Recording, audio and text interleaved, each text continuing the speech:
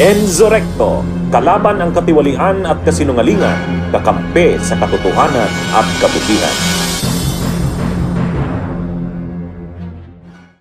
Sa issue ng political dynasty at itong mga traditional politicians, parang nakakadismaya na ang nangyayari sa Pilipinas, ano?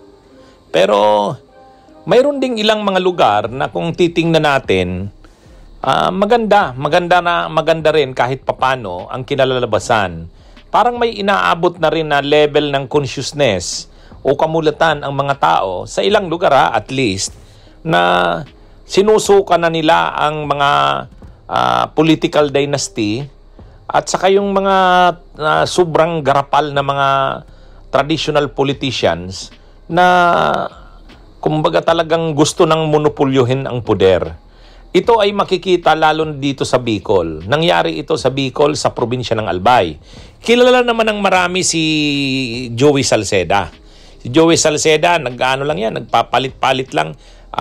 Magugobernador ng Albay, mga 3 terms. Pagkatapos niyan, magkukongresista naman, 3 terms na naman.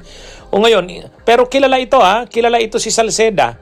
Parang pag sinabi mong Salceda, ay kilala yan na politiko ng Bicol. Parang kilala yan na politiko ng lalawigan ng Albay. Pareho din na pag sinabi mong Villafuerte, Camarines Sur naman.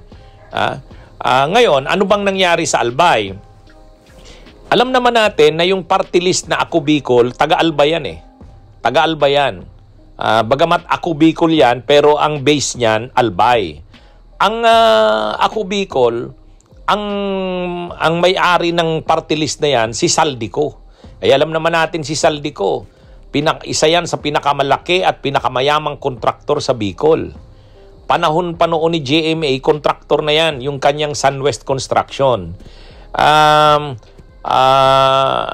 Panahon ni PBBM, ngayon ni Marcos, alam naman natin si Saldico ng Ako Bicol Party List ay naging House Appropriations Committee Chair. Siya yung kanang kamay ni Romualdez pagdating sa budget. Kaya talagang grabe ang mga proyekto nitong hawak, hindi lang sa Bicol, kundi sa iba't ibang lugar ng Pilipinas. Ngayon, dahil sa sobra na ang pondo nito ng Ako Bicol at ni Saldico, inambisyon na nito na hawakan na ang politika ng Albay. Yung kapatid niyang si Didayco, pinatakbo niyang Vice Governor ng Albay. Yung kanyang, yung nakaupong congressman sa 19th Congress ng Ako Bicol, si Jill Bungalon, pinakandidato ng Ako Bicol bilang kongresista ng 1st District ng Albay. Linabanan ng mga lagman, si Crisel Lagman, Luestro.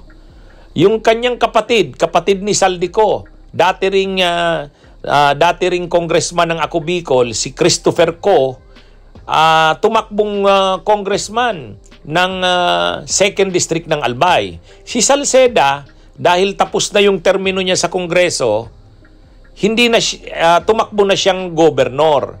Yung nabakantin niyang pwesto, yung mababakantin niyang pwesto sa 2nd District ng Albay, doon tumakbo yung kapatid ni Saldico ng Ako Bicol na si Christopher Co. Kaya makikita natin, yung Ako Bicol talagang gusto ng hawakan, hindi na lang bilang party list. Yung kapatid ni Saldico ng Ako Bicol, Vice Governor, si Didayco. Si Christopher Co naman, kapatid din ni Saldico, dati rin itong congressman ng Ako Bicol, pumalit kay Salceda bilang congressman ng 2nd District ng Albay. Si Jill Bungalon, Ako Bicol representative yan, tumakbong congressman sa 1st District. Talagang gusto na nilang hawakan pati ang politika ng Legazpi City.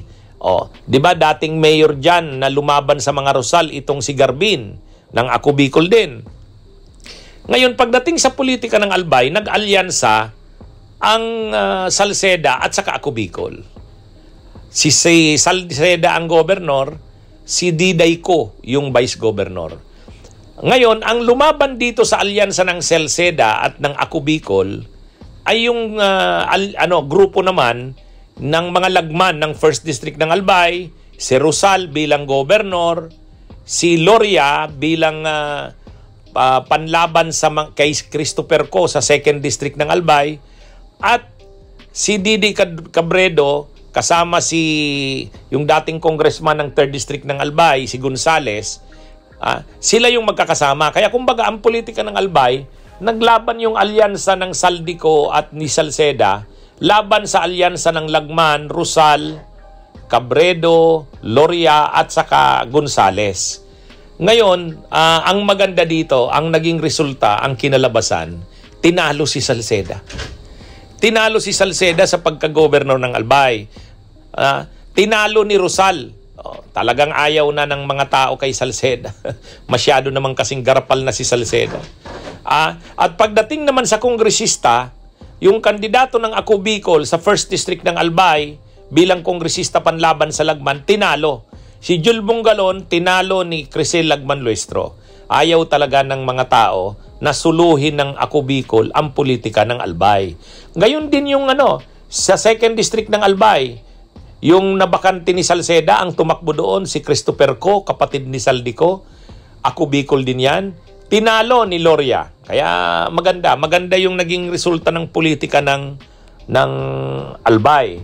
Kaya dito mga kabunyog, mga kababayan, makikita natin na kahit papano ang mga tao may maganda na ring inaabot ng yung kamulatan ng tao, yung consciousness ng tao. Minsan dumarating din talaga sa puntong pag nasusukan na sila sa political dynasty at saka sa mga trapong politiko, hindi rin sila pumapayag.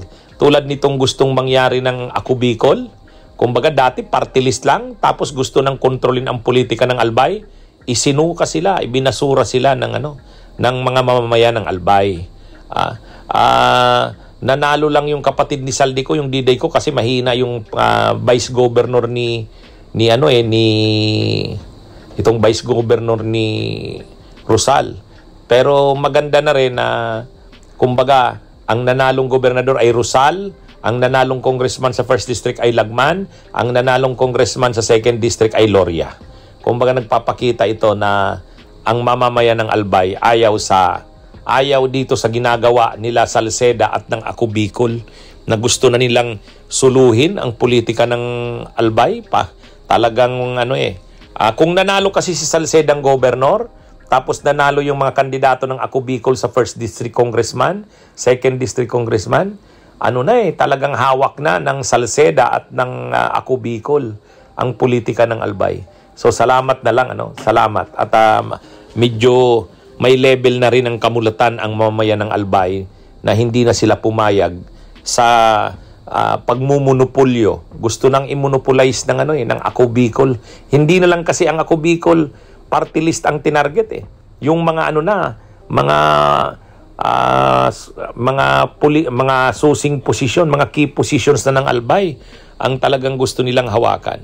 Kaya lang yun na nga, salamat na lang at hindi pumayag ang mamamayan ng Albay. Kaya may mga magagandang balita rin tayo na hindi naman lahat ng nangyayari sa bansa natin ay nakakasuka. At least ito, mayroon din tayong makikita na ang mga tao hindi na rin pumayag sa sobrang kaswapangan sa poder ng ilang mga politiko. Bunyog, bunyog, halikan na kasama ka. Bunyog, kapag buklod ay may pag-asa. Luzon, Visayas, Mindanao, isa ang pananaw. Sa bagong Pilipinas ang bunyog isisigaw.